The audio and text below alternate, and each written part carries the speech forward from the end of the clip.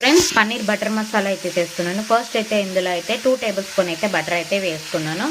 ఇప్పుడు పన్నీర్ కూడా golden colour వచ్చేంత వరకు 5 మినిట్స్ మనం ఫ్రై చేసి పక్కన పెట్టుకున్నాను ఫ్రెండ్స్. అదే బాండట్లో అయితే 2 టేబుల్ స్పూన్ బటర్ అయితే వేసుకున్నాను. 1/2 టేబుల్ స్పూన్ జీలకర్ర, 1 చెక్క, 2 ఇలాచి, కాజు అయితే ఇందులోనే నేను 2 పచ్చిమిరపకాయలు, 2 ఎండుమిర్చి, ఉల్లిపాయ ముక్కలు, టమోటా ముక్కలు ఫ్రై చేసి పక్కన పెట్టేసుకుందాం ఒక 5 మినిట్స్.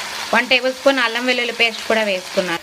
వాటర్ అయితే 1 గ్లాస్ వాటర్ అయితే వేసుకున్నాను. మొత్తం మనము వాటర్ అంతా ఇంకిపోయేంత వరకు బాయిల్ చేసుకుందాము ఒక 5 మినిట్స్. చూపించాను కదా, అది మిక్సీ పట్టేసుకున్న తర్వాత 2 టేబుల్ స్పూన్ ఘీ అయితే వేసుకున్నాను. అందులో బిర్యానీ ఆకు, 1 table spoon chilli powder, 1/2 table spoon పసుపు, 1 టేబుల్ స్పూన్ ధనియాల పొడి, అలాగే టేస్ట్కి తగినంత ఉప్పు. మనం ఆల్రెడీ మిక్సీ పట్టుకున్నాం కదా మసాలా, అది కూడా వేసేసుకున్నాను.